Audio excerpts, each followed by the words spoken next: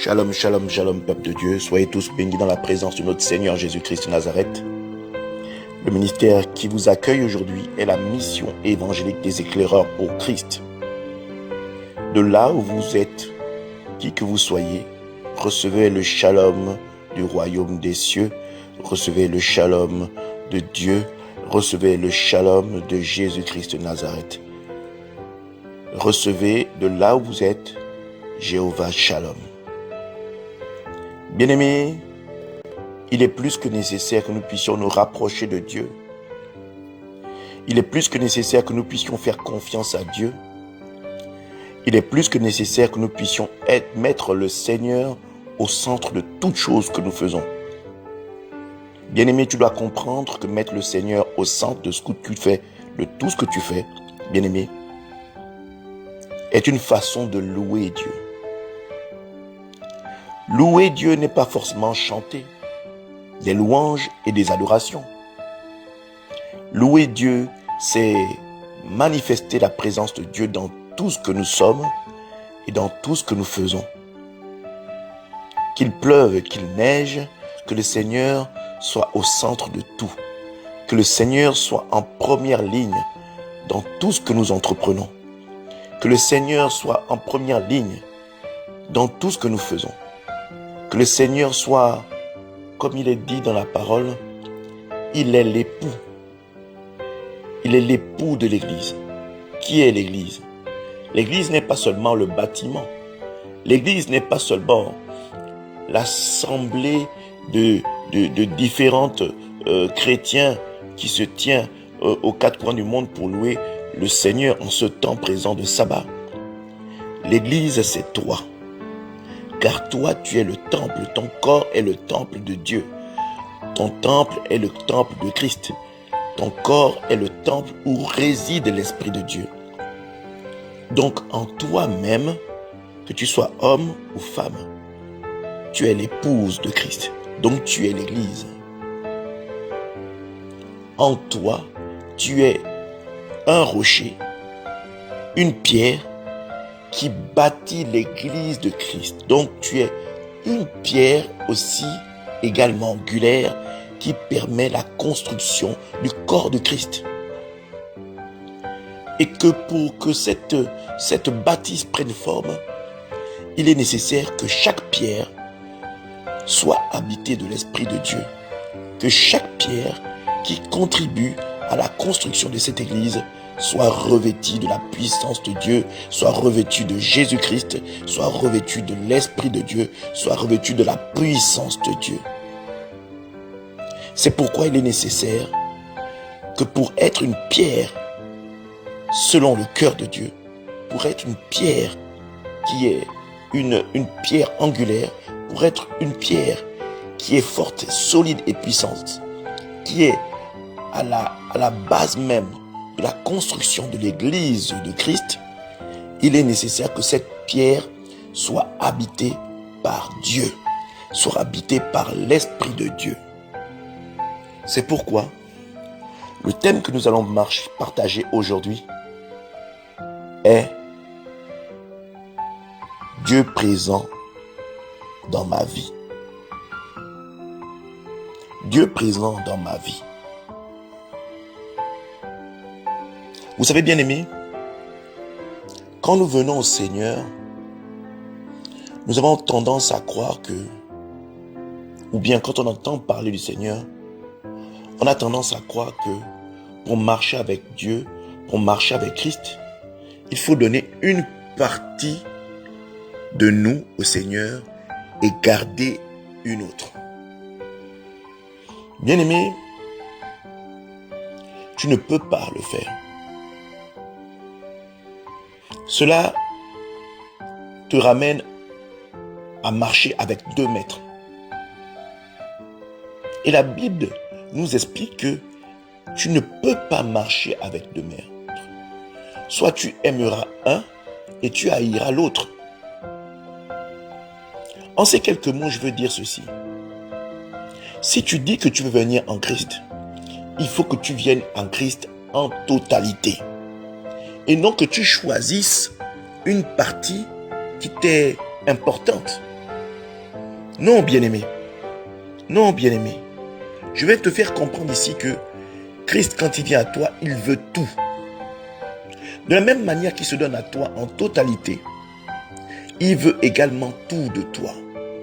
La Bible déclare que Dieu est un Dieu jaloux. Il ne partage pas sa gloire.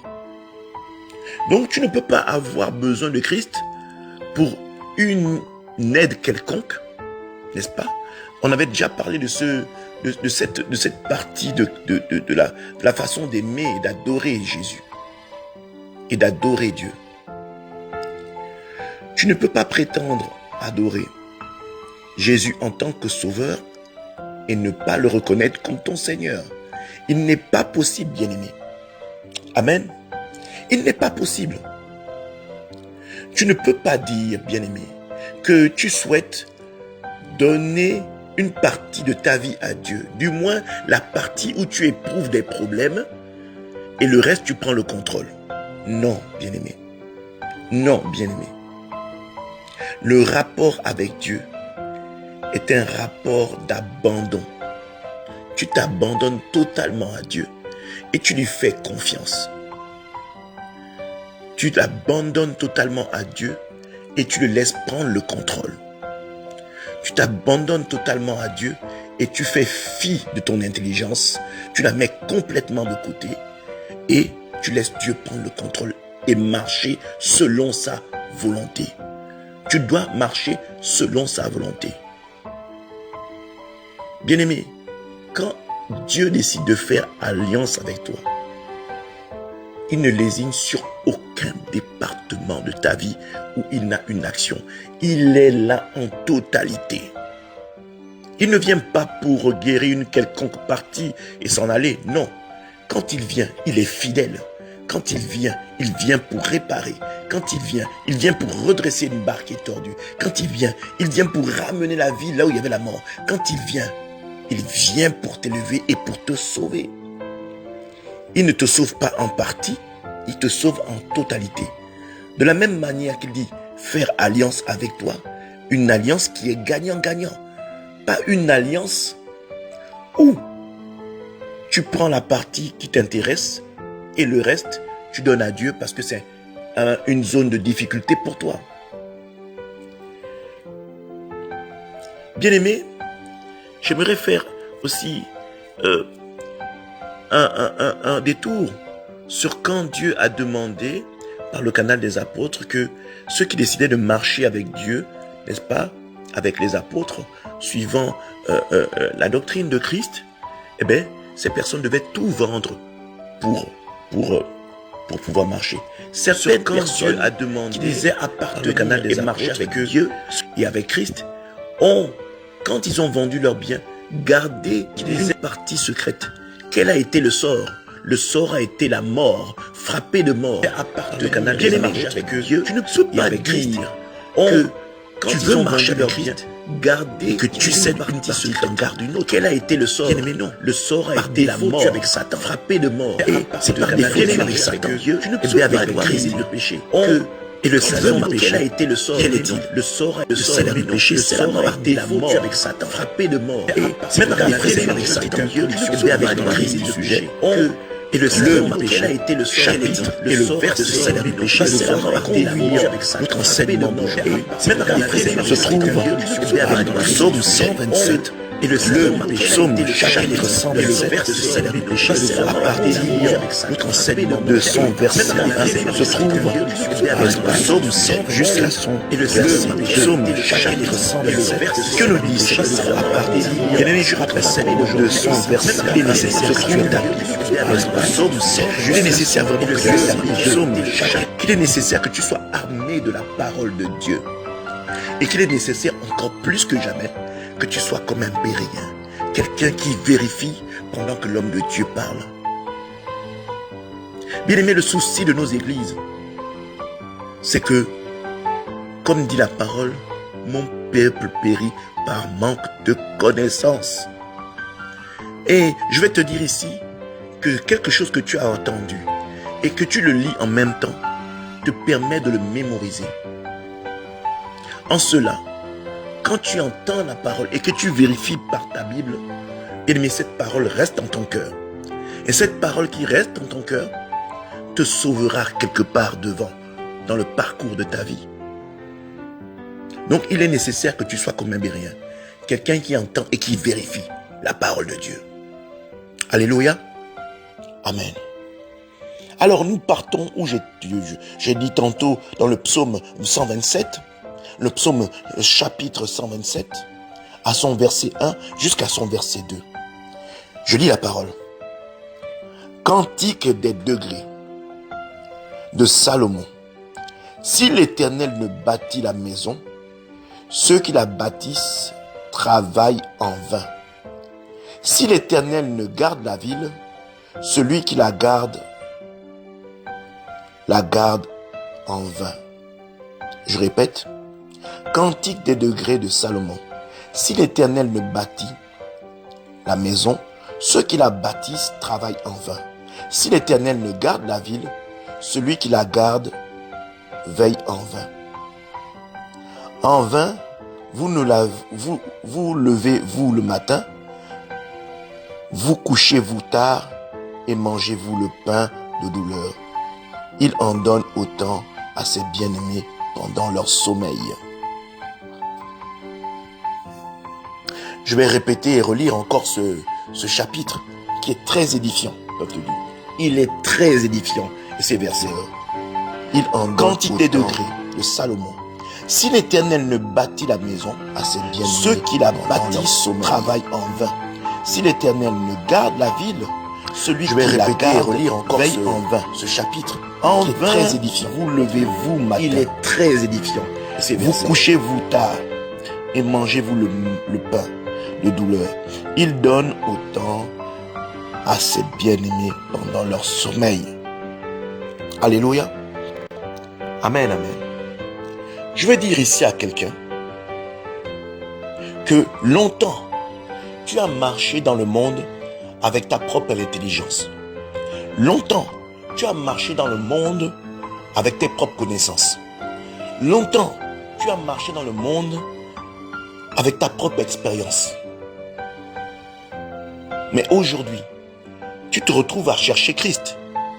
Tu te retrouves à marcher avec Christ. Et tu te retrouves aujourd'hui à te demander si tu dois marcher ou chercher Christ. Ou rester dans tes propres acquis. Je parle ici à 3 personnes. 3 types de personnes. 3 cas particuliers.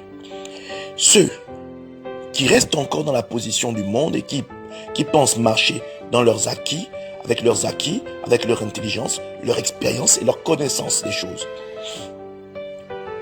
Amen.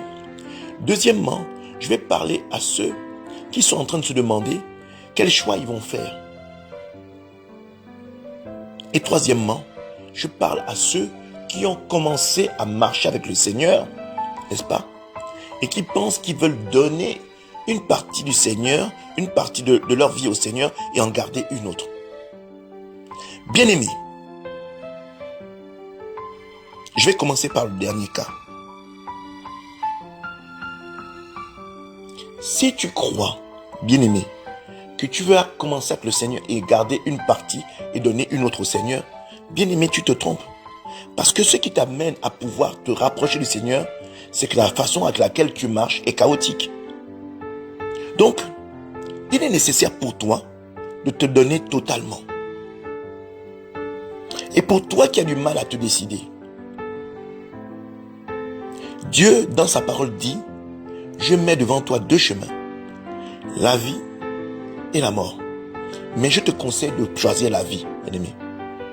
Voici 2 choses qui sont devant toi. Marcher avec Dieu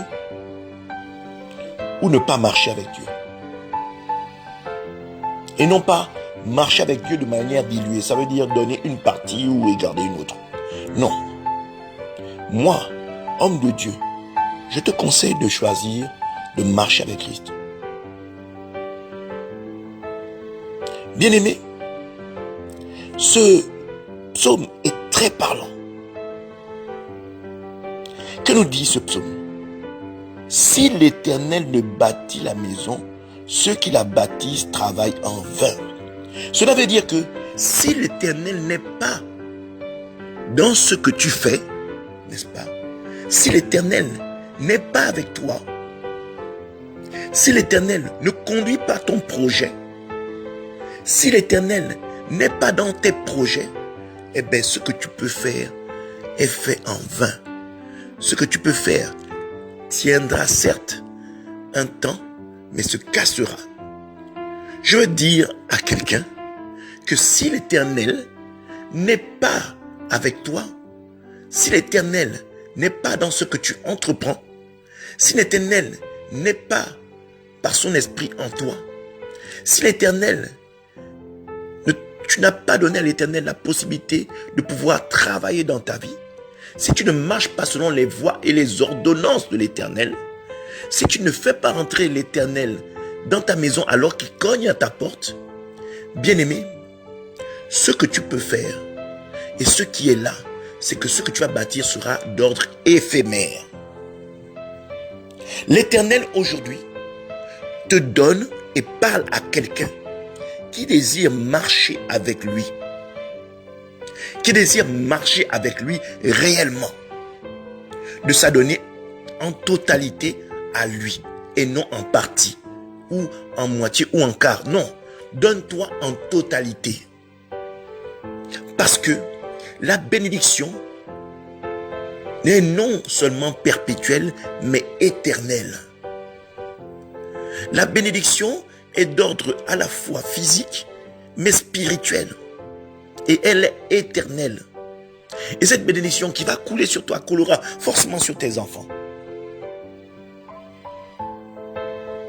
Je poursuis. Ceux qui la bâtissent travaillent en vain. Et on dit ceci à la suite. Si l'Éternel ne garde la ville, celui qui la garde veille en vain. Ça veut dire que l'Éternel dans tes projets veille à ce que tes projets marchent. Il a sa main protectrice sur ta vie. Il a sa main protectrice sur tout ce que tu fais, bien-aimé.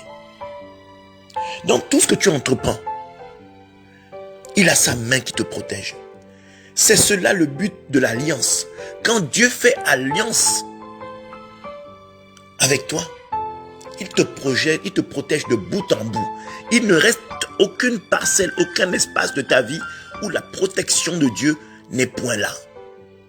C'est une protection intégrale.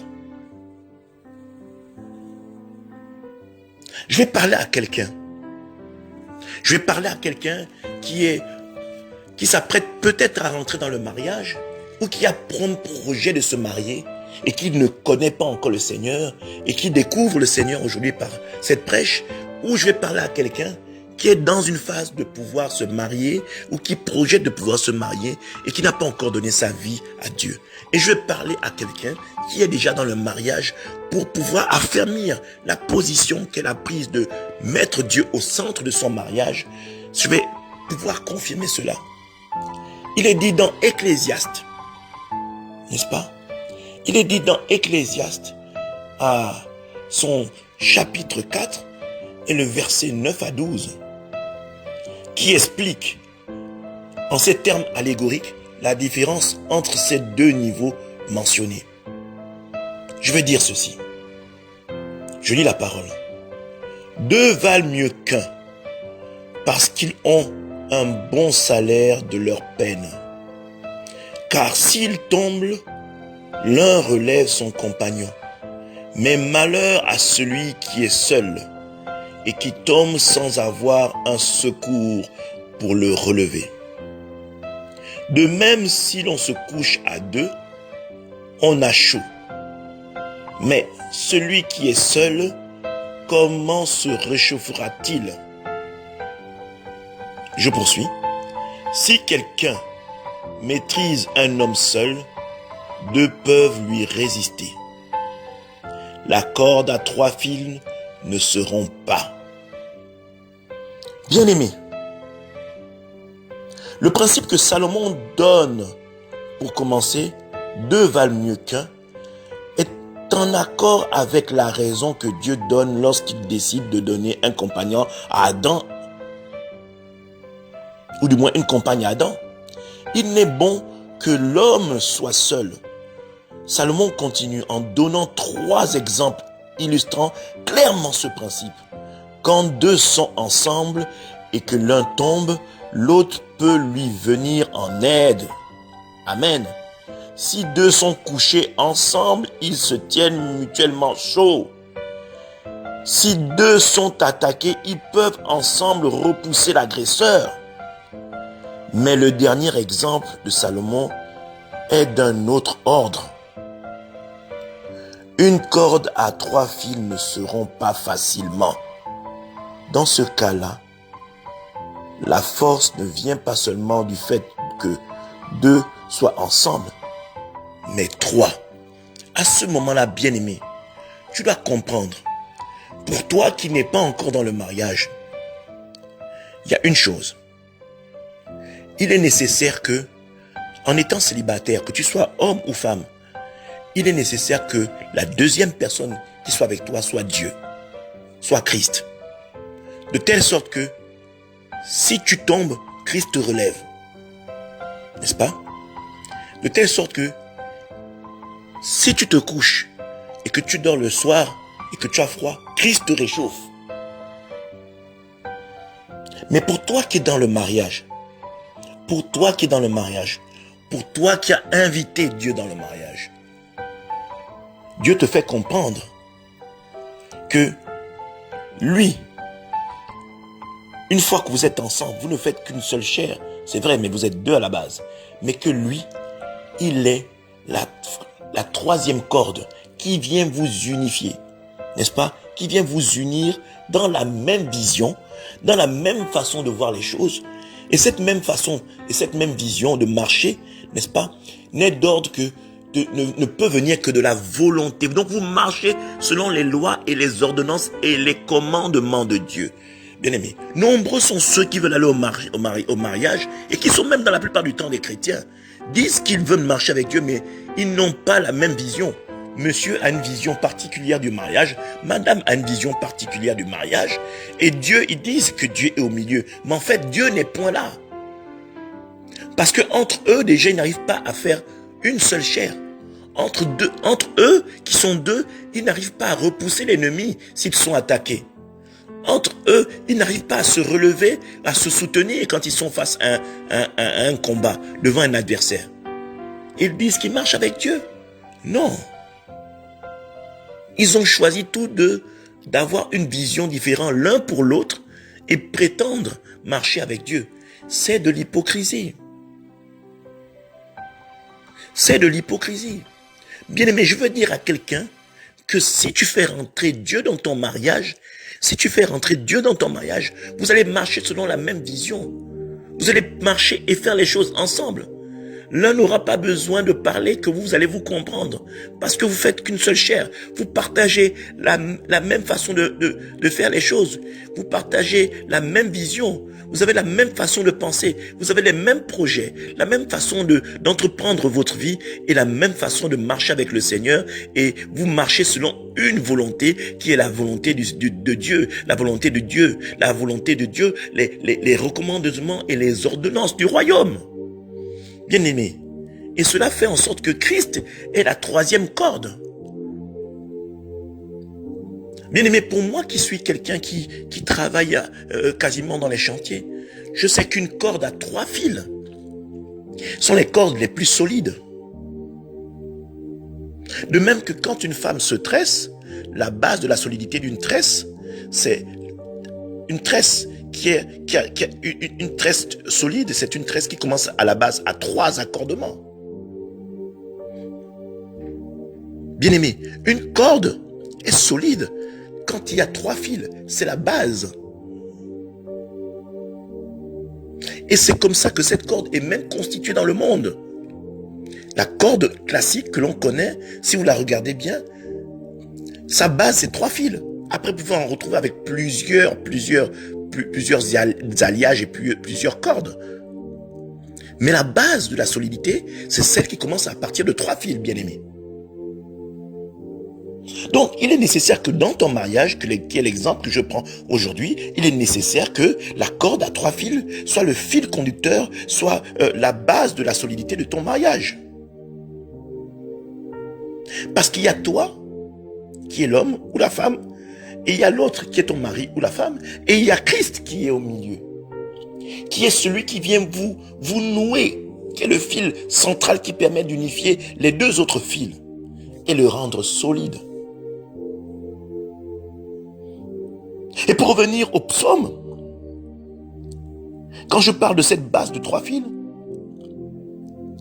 Dieu veille. La ville ici, quand on parle de ville, si l'Éternel ne garde la ville, celui qui garde veille en vain.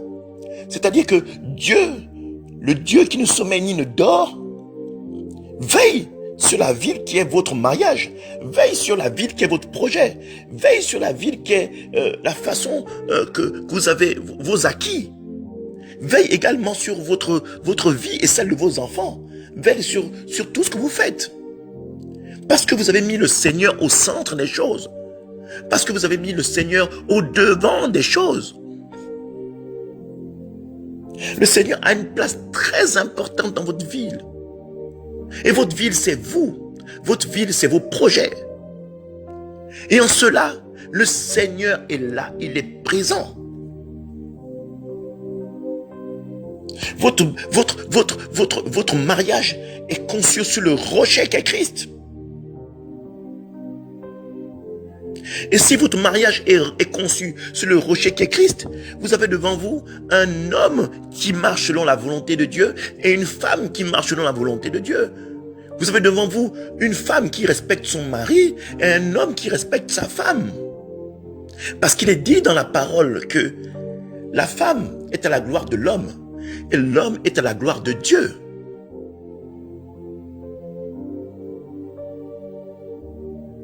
Bien-aimé, je vais prendre un autre domaine. Aujourd'hui, ma sœur, tu cherches l'enfantement. Tu es allé de part et d'autre. Tu as vu des marabouts, des féticheurs, des tradipraticiens, des voyants, choses qui sont des abominations pour Dieu. C'est dans la Bible. Aujourd'hui, bien-aimé, aujourd'hui, tu veux remarcher. Dieu a permis et t'a fait la grâce de renouveler ton intelligence. Aujourd'hui, Dieu t'a fait la grâce que tu viennes au Seigneur. Maintenant, il faut que le Seigneur ait la première place. Il faudrait qu'aujourd'hui que tu bâtisses avec le Seigneur.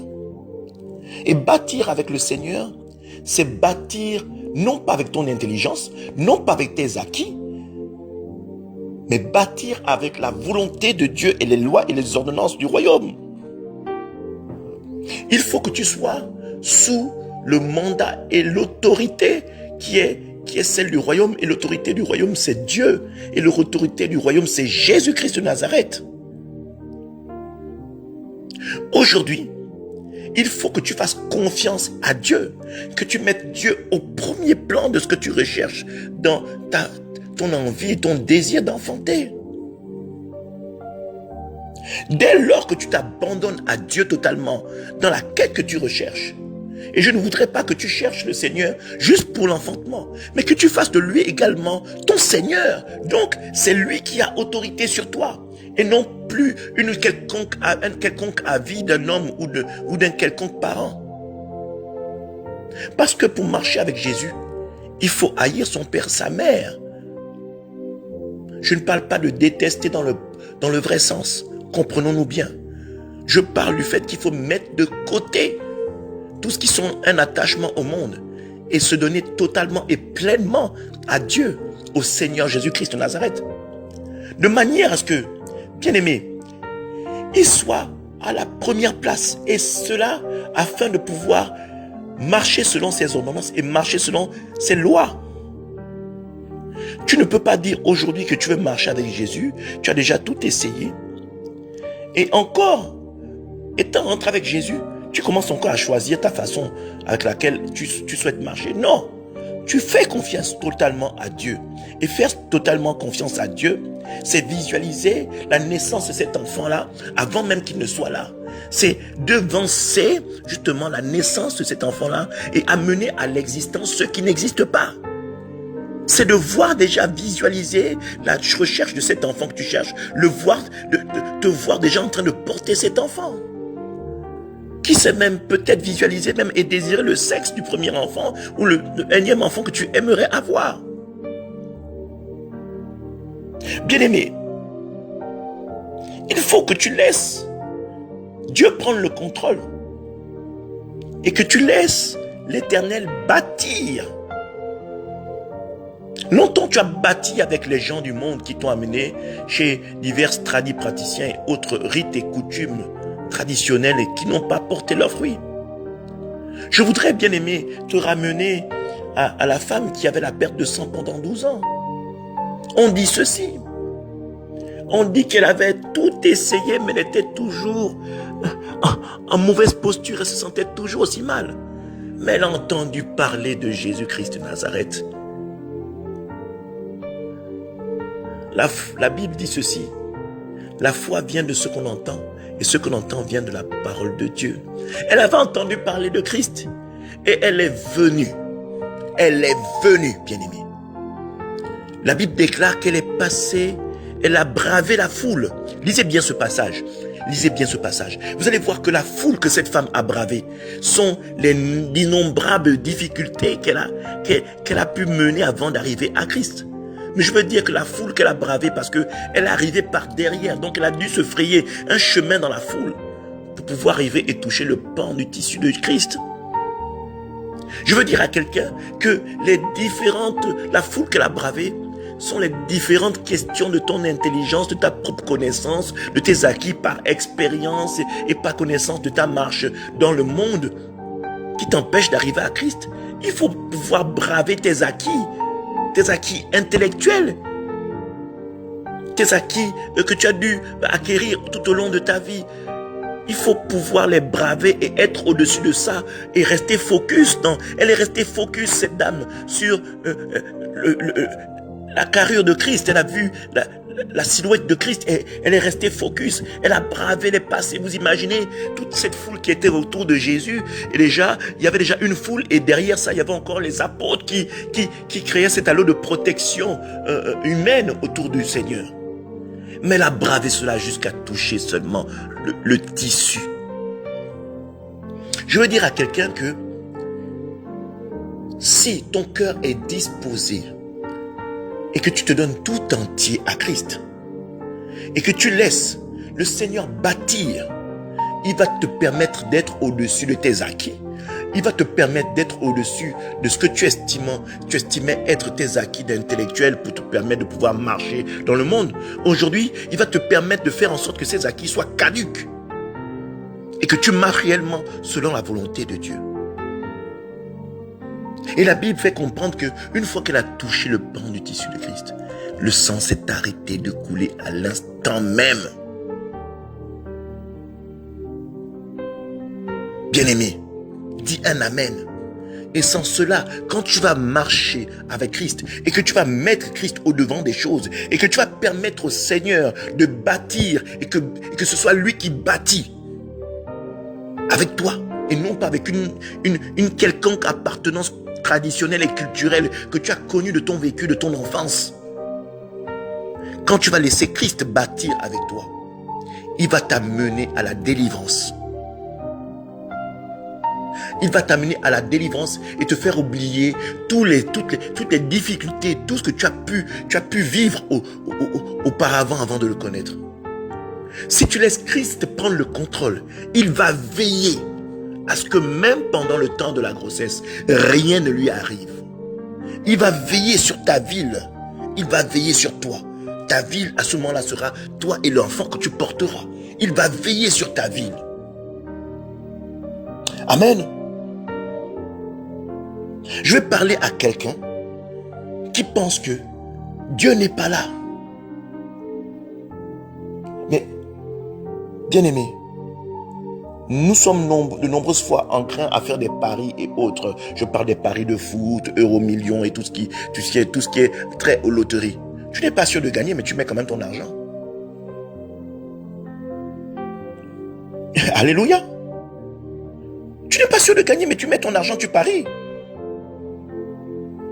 Ce n'est pas une science exacte qui te permet de pouvoir dire que je vais gagner 1 million d'euros ou je vais gagner même ne fût-ce qu'un million de francs CFA ou je ne sais quelconque monnaie. Mais tu mets quand même ton argent. Aujourd'hui, je veux que tu essayes Dieu. Je veux que tu expérimentes le Seigneur. Aujourd'hui, je veux que tu essayes le Seigneur. Aujourd'hui, je veux que toi qui as l'habitude de jouer ce genre de jeu de hasard, essaye Dieu au hasard. Donne-lui, prends un temps, essaye de lui consacrer 1 an de ta vie. Prends 1 an de ta vie. Donne-toi à fond. Donne-toi à fond. Ne choisis pas une partie que tu donnes. Choisis un an de ta vie et donne ça au Seigneur. Mais marche selon la volonté et les commandements de Dieu. Essaye le Seigneur. Provoque le Seigneur. Et tu verras si le Dieu que nous prions, si le Dieu que dans le mystère de la mission évangélique des éclaireurs de Christ, que nous prions, s'il n'est pas capable de faire quelque chose. Amen. Je veux dire à quelqu'un qu'il faut expérimenter le Seigneur. S'il a pu sauver d'autres personnes, si tu vois dans ton assemblée qu'il y a quelqu'un d'heureux qui est là, qui loue le Seigneur, qui manifeste la joie de connaître le Seigneur et qui te parle de la joie et du bonheur et que le miracle que Dieu a fait dans sa vie, bien-aimé, ne la déteste pas cette personne, ne l'envie pas cette personne, ne la jalouse pas cette personne. Mais toi, cherche à rentrer, pose-toi des questions. Pourquoi moi qui suis depuis dans l'assemblée, ça ne marche pas? Ou Dieu n'a pas encore commencé? Peut-être que dans ta façon de marcher, tu as encore une pierre d'achoppement qui t'empêche réellement de pouvoir rentrer dans ce que Dieu a prévu pour toi. Comme dit Sophonie, examinons-nous nous-mêmes. Il faut que tu en arrives à cette stature de pouvoir t'examiner, de te poser la question, de revenir à toi-même, de revenir sur toi-même et te dire, qu'est-ce qui n'a pas marché? Ai-je peut-être loupé le coche? Peut-être que je ne suis pas rentré dans quelque chose. Peut-être que j'ai omis de faire quelque chose. Peut-être qu'il y a quelque chose dans ma vie qui n'est pas agréable à Dieu et qui m'empêche réellement de pouvoir rentrer dans ce que Dieu a prévu pour moi. Demande et prie devant le Seigneur. Seigneur, révèle-moi ce qui ne va pas. Et comme c'est un Dieu de compassion et que c'est un Dieu miséricorde, il va te démontrer et il va te montrer l'endroit où tu trébuches continuellement. Afin que tu puisses t'améliorer et rentrer réellement et que tu puisses être agréable à Dieu. Peut-être que tu viens à l'église et que tu n'as pas un total abandon en Jésus. Peut-être que tu viens au Seigneur, mais tu as toujours une vilaine parole pour ton mari. Peut-être que tu viens au Seigneur et tu es toujours un homme cruel vis-à-vis de ta femme. Peut-être que tu viens au Seigneur et que tu es encore de ceux-là qui sont orgueilleux ou orgueilleuses. Et tu veux voir la main du Seigneur. Bien-aimés, soyons sincères avec nous. Soyons sincères avec nous. Soyons sincères réellement avec nous. Parce que, je veux dire, dans Ésaïe, j'aime bien ce chapitre, Ésaïe 59, au verset 1, qui dit ceci. Non, la main du Seigneur, non, la main de l'Éternel n'est pas trop courte pour sauver, ni ses oreilles trop dures pour nous entendre, mais ce sont nos crimes qui mettent une séparation entre vous et votre Dieu.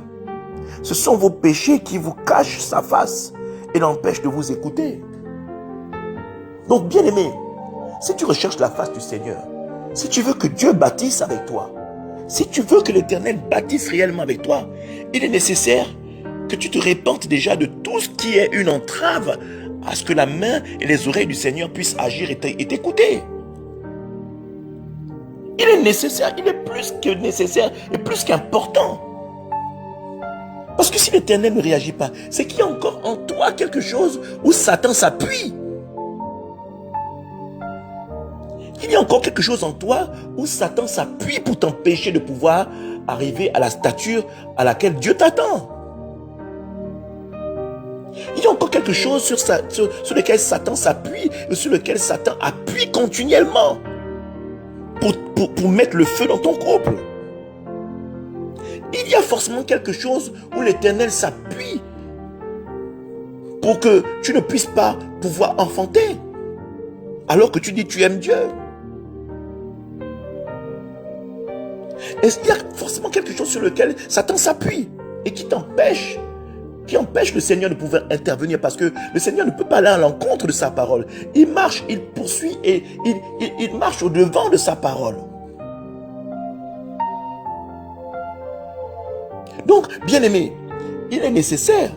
Tu ne peux pas dire que tu es marchand avec le Seigneur, que tu espères que le Seigneur te bénisse. Si tu es toujours un mari odieux, si tu es toujours une femme odieuse, tu ne peux pas dire que le Seigneur te bénisse si tu ne marches pas dans la vérité. Tu ne peux pas dire pour toi, qui est par exemple célibataire, que le Seigneur te bénisse et te permet d'avoir un mari. Bien-aimé, si toi-même tu es encore dans les histoires de copinage du dehors, alors que Dieu demande d'être sanctifié, tu ne peux pas demander d'être délivré, alors que toi tu es encore dans les histoires de copinage et que tu veux que Dieu te délivre, alors que tu es encore dans les histoires des petits copains. Non, la Bible est claire.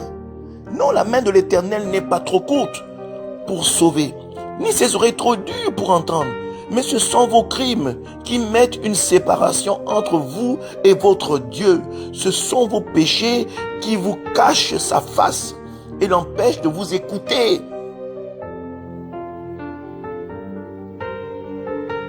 Bien-aimé, est-ce que tu bâtis avec le Seigneur?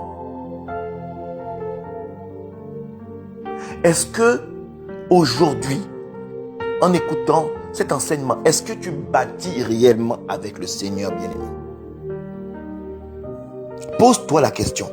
Est-ce que réellement, d'un cœur sincère, penses-tu être dans les conditions nécessaires pour que l'Éternel vienne bâtir dans ta vie? Non.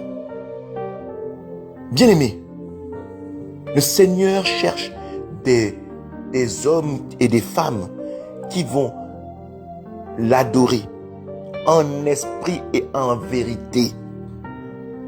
Est-ce que en vérité tu bâtis avec le Seigneur? Est-ce que en esprit tu bâtis avec le Seigneur? Ou tu es en train de copuler avec une autre force quelconque? C'est-à-dire que tu dis, dans la façade, tu viens à l'église, mais derrière, tu es avec une autre force qui n'est pas celle du royaume et qui n'est pas une puissance du royaume des cieux. Tu es en pleine relation adultérienne avec Dieu. Et si tu es dans une relation adultérienne avec Dieu, Dieu, lui, se sépare. Dieu se retire et l'Esprit de Dieu reste silencieux. Je vais prendre le cas d'Abraham. Quand il a décidé d'écouter Sarah, sa femme, qui lui a donné Agar et qui s'est laissé séduire par cette proposition, alors que Dieu lui avait déjà dit qu'il aurait un enfant qui sortirait de ses reins et qu'il aurait vraiment, sa lignée ne serait pas entachée, que sa lignée serait réellement, Dieu avait déjà fait cette promesse. Il s'est laissé séduire par un autre avis. Mais qu'est-ce qu'a fait Dieu?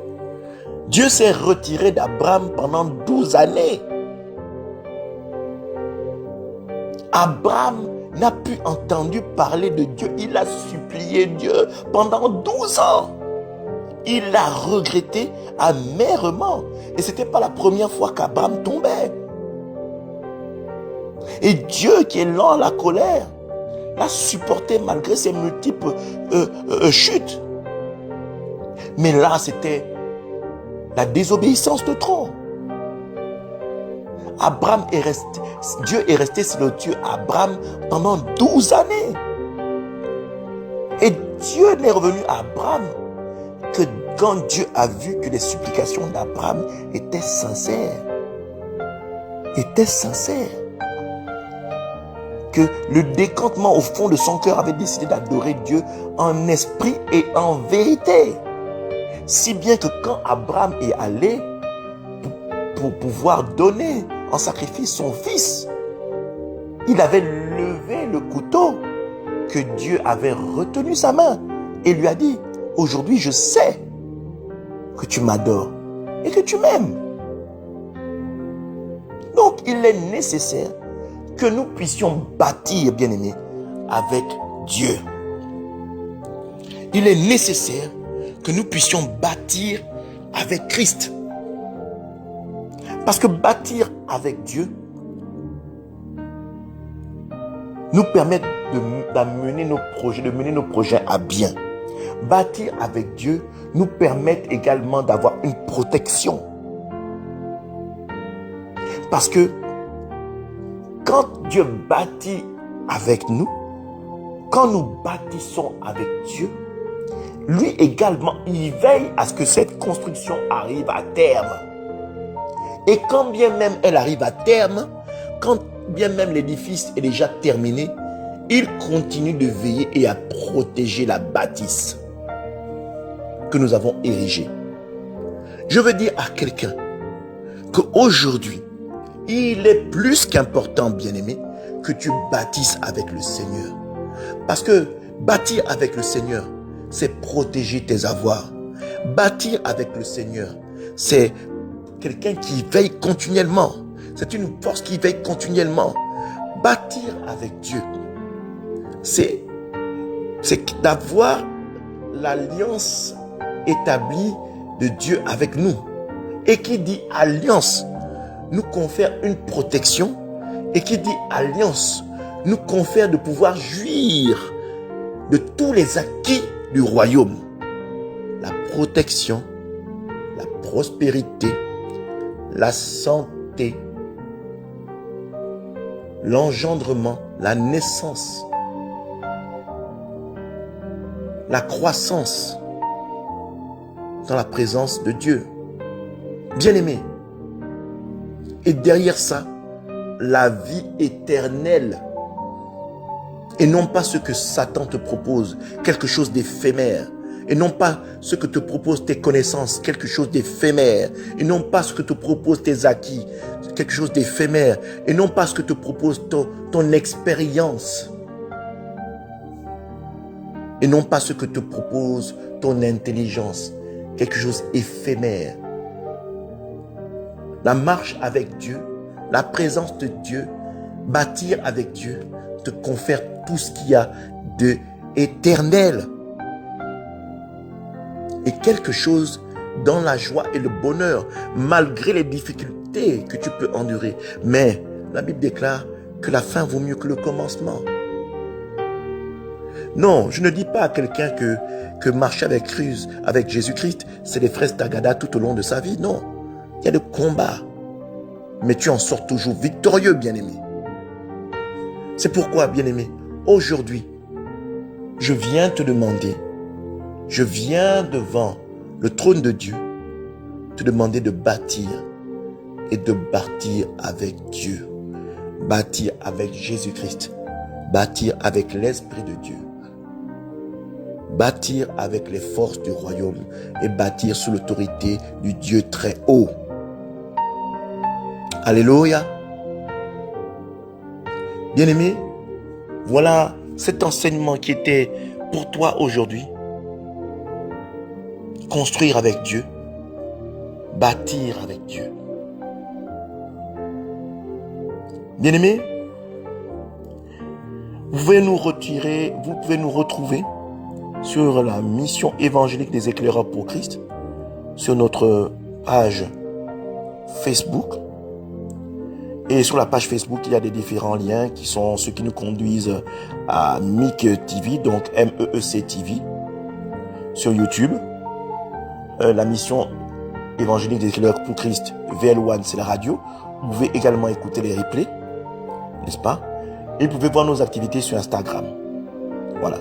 Donc, bien aimé, je vais élever la voix et vous permettre de pouvoir finir ce jour de sabbat et commencer une nouvelle semaine dans la présence du Très-Haut. j'élève la voix. Éternel mon Dieu, mon roi, toi qui es au-dessus de toutes choses, Seigneur, je te rends toute la gloire.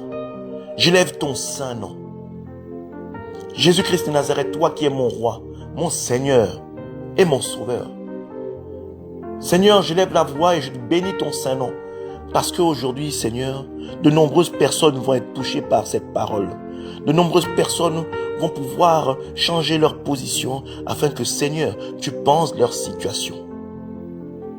Seigneur, aujourd'hui, les personnes qui ont été blessées auparavant par ce message vont devoir se permettre de pouvoir accéder au fait que, Seigneur, toi qui viendras, tu seras celui qui viendra panser leurs plaies et leur permettre de pouvoir démarrer et recommencer avec toi.